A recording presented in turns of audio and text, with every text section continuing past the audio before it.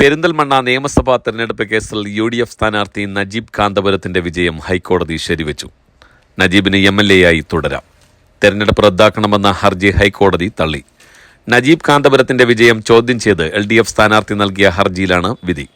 Justice CS Sudha അധ്യക്ഷയായ single ബെഞ്ചാണ് വിധി പറഞ്ഞത്. 38 വോട്ടുകൾക്കാണ് നജീബ് കാന്തപുരം വിജയിച്ചത്. കോവിഡ് രോഗികളും പ്രായമായവരും വീട്ടിലിരുന്ന് ചെയ്ത വോട്ടുകളിൽ 348 എണ്ണം ഒപ്പം സീലുമില്ല എന്ന കാരണത്താൽ വരണാധികാരി അസാധുവാക്കിയിരുന്നു. 348 വോട്ടുകൾ അസാധുവാക്കിയ റിട്ടേണിംഗ് ഓഫീസറുടെ നടപടി ചോദ്യം ചെയ്തായിരുന്നു മുസ്തഫയുടെ ഹർജി. മണ്ഡലത്തിലെ 340 പോസ്റ്റൽ വോട്ടുകൾ സാങ്കേതിക കാരണം പറഞ്ഞ് എണ്ണിയില്ല എന്നും ഇവയിൽ 300ഓളം വോട്ടുകൾ തനിക്ക് ലഭിക്കേണ്ടതായിരുന്നുവെന്നും KP മുഹമ്മദ് മുസ്തഫയുടെ വാദം. തപാൽ ബാലറ്റുകൾ അടങ്ങിയ പെട്ടികളിൽ കൃത്രിമം നടന്നതായി തെരഞ്ഞെടുപ്പ് കമ്മീഷൻ നേരത്തെ ഹൈക്കോടതിയെ അറിയിച്ചിരുന്നു. 5ാം ടേബിളിൽ എണ്ണിയ 482 സാധുവായ ബാലറ്റുകൾ കാണാനില്ല എന്ന് ഹൈക്കോടതിയിൽ സമർപ്പിച്ച റിപ്പോർട്ടിൽ കമ്മീഷൻ വ്യക്തമാക്കി.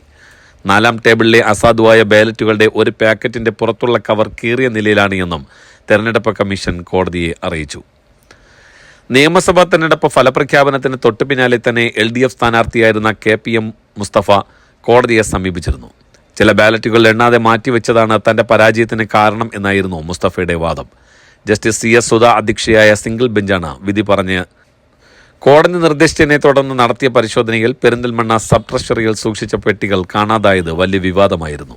വ്യാപകമായ തിരച്ചിലിനൊടുവിൽ മലപ്പുറം സബ് രജിസ്ട്രാർ ഓഫീസിൽ നിന്നാണ് ബാലറ്റ് പേപ്പറുകൾ സൂക്ഷിച്ച പെട്ടികൾ കണ്ടെത്തിയത്.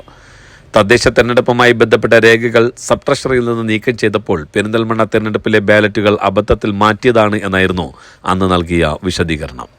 സമ്മാന പെരുമഴ സീസൺ 2 2024 വിഘ്നേശ്വര ചാരിറ്റബിൾ ട്രസ്റ്റും VMTV ന്യൂസ് ചാനലും സംയുക്തമായി സംഘടിപ്പിക്കുന്ന ആശ്രയ സമ്മാന പെരുമഴയുടെ സീസൺ 2 ആശ്രയ സമ്മാന പെരുമഴ സീസൺ 1-ൽ വിഘ്നേശ്വര ഗ്രാനൈറ്റ്സ് ഉടമയും ഹ്യൂമൻ റൈറ്റ്സ് കൗൺസിൽ ഓഫ് ഇന്ത്യയുടെ അംഗവുമായ ശ്രീ ഹർഷകുമാറും കുടുംബവും സൗജന്യമായി നൽകിയ ഭൂമിയിൽ നിന്നും തിരഞ്ഞെടുക്കപ്പെട്ട ഭവനരഹിതർക്കുള്ള ഭൂമിദാനത്തിന്റെ രേഖ കൈമാറുന്നു. അതോടൊപ്പം ഭാരതത്തിൽ ഉടനീളം ഭവനരഹിതരായ 100 പേരെ കണ്ടെത്തി വീട് നിർമ്മിച്ചു നൽകുന്നതിനുള്ള ഭാരിച്ച ഉത്തരവാദിത്വവും ആശ്രയ സമ്മാന പെരുമഴ സീസൺ 2-ൽ ഏറ്റെടുക്കുന്നു.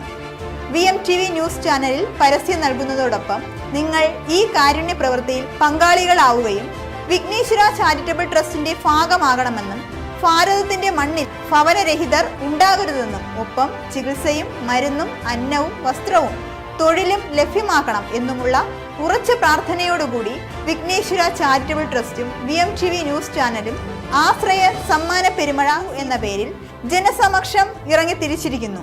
ഭാരതത്തിലെ എല്ലാ പൗരന്മാർക്കും അത്താണി ഒരുക്കുന്നതുവരെ സത്യവും വ്യക്തവും കൃത്യവുമായി എന്നും എപ്പോഴും VMTV ന്യൂസ് ചാനലും വിഘ്നേശ്വര ചാരിറ്റബിൾ ട്രസ്റ്റും നിങ്ങൾക്കൊപ്പം.